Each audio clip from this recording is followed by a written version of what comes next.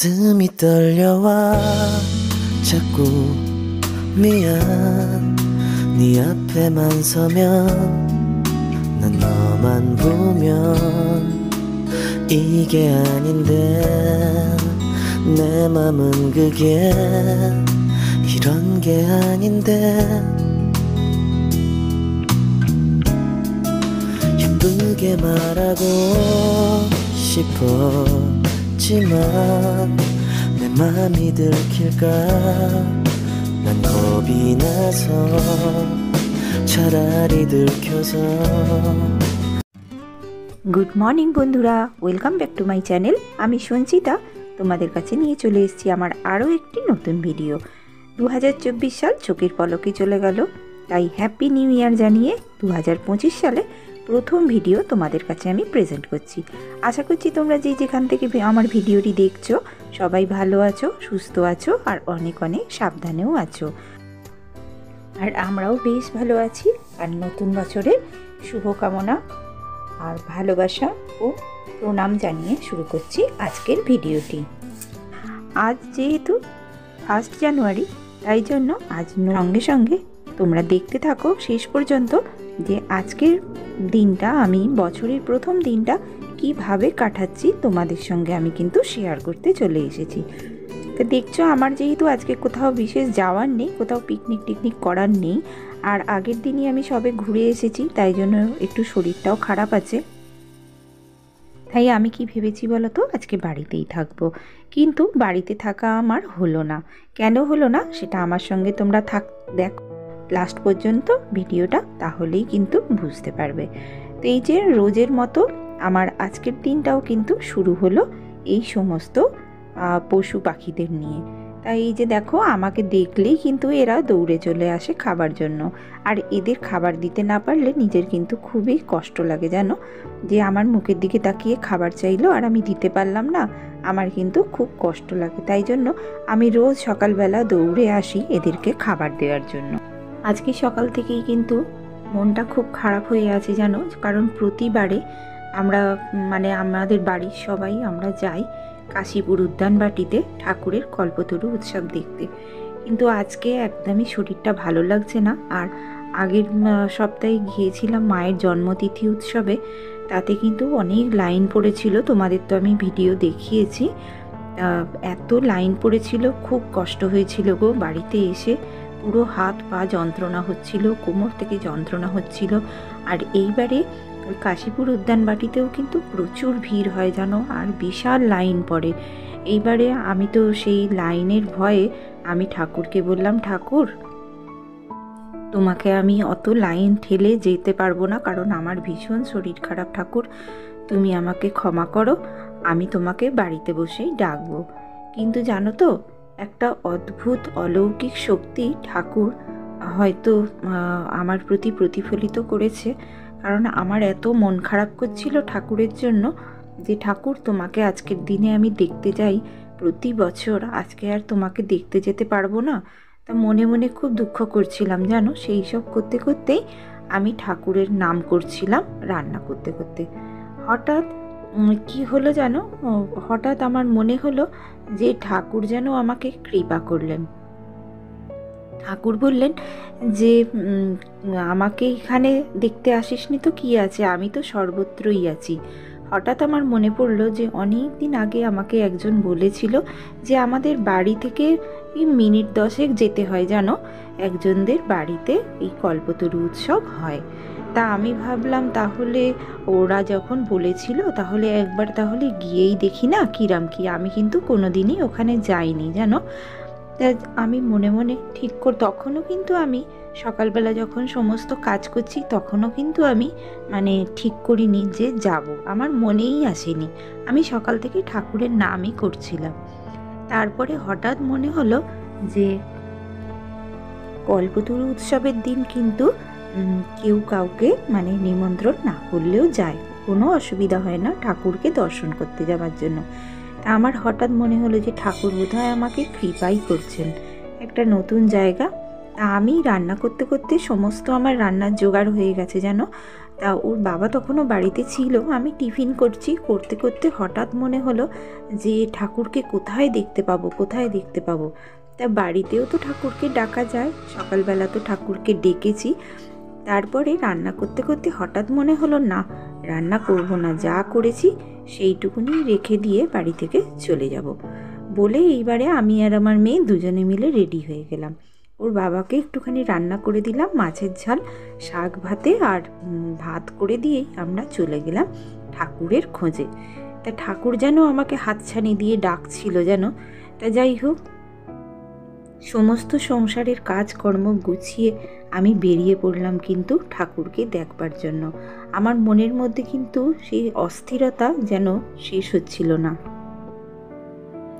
তো বেরিয়ে পড়লাম, আমি মাকে প্রণাম করলাম, করে কিন্তু আমি বেরিয়ে পড়লাম ঠাকুরের উদ্দেশ্যে আর কল্পতরু উৎসব যেখানে হোক দেখার জন্য। তো আমরা এখন যাচ্ছি ঠাকুরের বাড়ি। তো চলো, রেডি হয়ে গেছি, সকালের সমস্ত কাজ করে এইবার যাচ্ছি আমরা ঠাকুরকে দেখতে।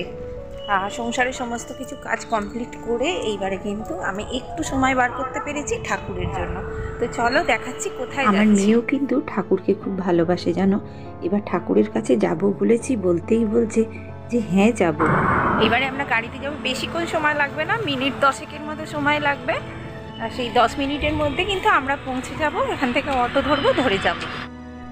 ঠাকুরকে দেখতে যাবার আনন্দের অনুভূতিটা আমি না একদম চেপে রাখতে পারছিলাম না। খালি যেন মনে হচ্ছে ঠাকুর আমার জন্য আজকে অনেক আগে থেকেই বোধহয় সমস্ত কিছু পরিকল্পনা করে রেখেছিলেন, যে প্রথম বছরের প্রথম দিনটাই, মানে নতুন বছরের প্রথম দিনটা আমাকে এইরকম আশীর্বাদ প্রদান করার জন্য আমাকে আনন্দ দান করবেন। তো এই যে নেমে পড়েছি এবারে, আর এই দেখো গেটটা কি সুন্দর করে কল্পতরু উৎসবের জন্য সাজিয়েছে ওরা। তা আমরা নেমে পড়ে এবার ওইখানে গেলাম, আর আস্তে আস্তে করে গেলাম। আর যাচ্ছি যখন, তখন আমার এত মানে ঠাকুরের জন্য মনটা খারাপ হচ্ছিল, যেন মনে হচ্ছিল কতক্ষণে গিয়ে ঠাকুরকে দেখব। তা ঠাকুর, মা, স্বামীজি ওখানে 3 জনেই আছেন, আমরা দেখতে গেলাম। তা এই যে নতুন বছরের এইটুকু যে প্রাপ্তি, এটাই আমার কাছে অনেক। ঠাকুর বোধহয় যে যেটাতে খুশি হয়, যে যেটাতে তার সার্থকতা হয়, ঠাকুর বোধহয় 2 হাত ধরে সেই আশীর্বাদটুকুনি প্রদান করেন তাকে। আজকের দিনে কত লোক কত জায়গায় আনন্দ করতে গেছে বলো। কেউ পিকনিক করতে গেছে, কেউ ঘুরতে গেছে, কেউ আনন্দ করতে গেছে, অথবা কেউ কোনো মন্দিরে পুজো দিতে গেছে। আর আমি চলে এসেছি ঠাকুরকে দর্শন করতে কল্পতরু উৎসবে। আমার এখানে ঠাকুরকে দেখো কি সুন্দর করে সাজিয়েছে, আর কত মালা ঠাকুরের উপরে দিয়েছে, পুরো মানে মালাতে ভর্তি হয়ে গেছে। তা আমি গিয়ে ঠাকুরকে প্রাণ ভরে মন ভরে প্রণাম করলাম গিয়ে, কারণ ঠাকুরকে দেখে আমার এত মানে কষ্ট হচ্ছিল যে কি বলবো। যেন মনে হচ্ছিল যে নতুন বছরটা পড়েছে, সেই বছরে সবার মঙ্গল করো, সবার ভালো করো, সবাইকে শান্তিতে রাখো, সুস্থ রাখো, সকলের কল্যাণ করো, আর সঙ্গে জগতেরও কল্যাণ করো। আর এই দেখো, এই মন্দিরটার সামনে কত হনুমান বসে আছে, এরাও বোধহয় সেই মুক্তি প্রার্থীর জন্য ঠাকুরের কাছে কৃপা প্রার্থনা করছে, আর ঠাকুর অভয় দান করছেন।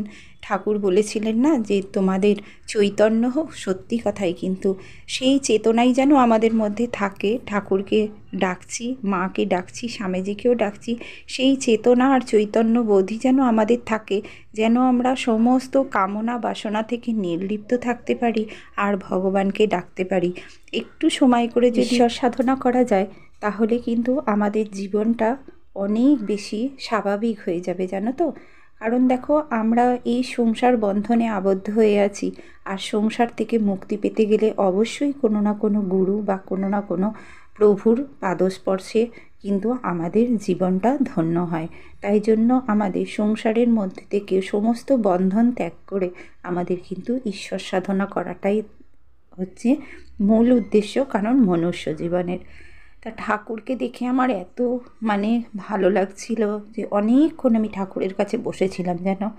আর ঠাকুরের কাছে জানাচ্ছিলাম, ঠাকুর আজকে তো তোমার কাছে আমি যাই, কারণ কাশীপুর উদ্যানবাটিতে ঠাকুর তো শেষ সময়টায় ছিলেন আর ওখানেই কল্পতরু হয়েছিলেন।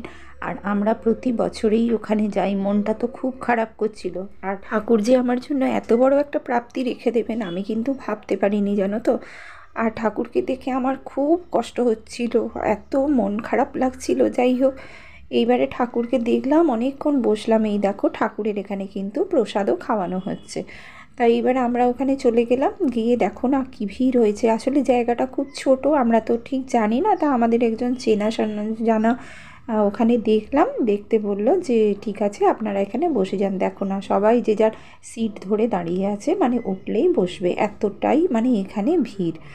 তা আমরাও এক জায়গায় দাঁড়ালাম, একটা সাইডে দাঁড়িয়ে এইবারে অপেক্ষা করতে লাগলাম কখন ঠাকুরের প্রসাদ পাবো।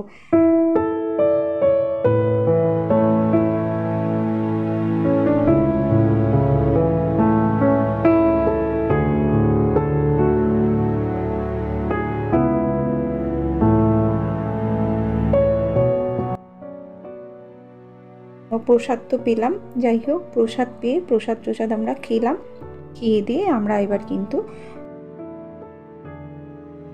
এখানে প্রসাদটা করেছিল, বেশ ভালোই করেছিল, যেন রাইস করেছিল, আলুর দম আর তোমার চাটনি পাঁপড়। কারণ এখানে কয়েক হাজার লোক খায় জানো, সেই জন্য তা ভালোই ওরা ব্যবস্থা করেছিল। তা ঠাকুরের কৃপায় ওনারা কিন্তু সবাইকে মানে প্রসাদ খাইয়েই পাঠিয়েছেন, কেউ কিন্তু প্রসাদ না খেয়ে যায়নি জানো। তা আমার তো ভীষণ ভালো লাগলো আজকের এই অনুষ্ঠানটা, মানে কল্পতরু অনুষ্ঠানে যে আমি আসতে পেরেছি আর ঠাকুরকে যে একটু দর্শন করতে পেরেছি, আমার কিন্তু জীবনটা যেন মনে হচ্ছে আমার ধন্য হয়ে গেল। কারণ কল্পতরু উৎসবে প্রতি বছরই তো আমরা বাইরে যাই। 2025 সালের সূচনাতে আজকের দিনটাতে যে আমার এত বড় একটা প্রাপ্তি হবে আমি কিন্তু ভাবতে পারিনি জানো। তো যাই হোক, ঠাকুরের প্রসাদ আমরা খেলাম ওখানে, যত্ন করে খেয়ে এবারে আমরা কিন্তু মানে চলে আসবো বাড়িতে। কারণ ঠাকুরের মন্দির তখন বন্ধ করে দিয়েছিল জানো আমরা দেখার পরেই। তারপরে এইবারে তোমার আমাদের প্রসাদ খাওয়া হয়ে গেল। প্রসাদ খাওয়া হয়ে যাবে, জানো তো একটা কি হয়েছে। প্রসাদ খাওয়ার পর আমরা বেরিয়েছি আর দেখি ঠাকুরের মন্দিরের সামনে পুরো এক গাদা হনুমান বসে আছে জানো। আর আমার মেয়ে তো দেখে কি ভয় পাচ্ছে, তোমাকে কি বলবো। আবার মন্দিরে দেখতে গেছি, আর মন্দিরের সামনেটাতে পুরো একদম হনুমানে একদম ঠিক করছে জানো। ওরা কিন্তু কাউকে কিছুই বলছে না, কারণ ওরা জানে ওরা মানুষ ঘেঁষা জানো। ওখানে কিন্তু ঠাকুরের খুব সুন্দর গান হচ্ছিল জানো, সেটা আর আমি তোমাদের শোনাতে পারলাম না, কারণ তাহলে আমি কপিরাইট খেয়ে যাব। যাই হোক, খুব ভালো লাগছিল জানো ওখানের পরিবেশটা। তারপর আমরা ওখান থেকে প্রসাদ খেয়ে বাড়ি চলে এলাম। ঠাকুরকে দেখা হয়ে গেল, ফিরে এলাম বাড়িতে।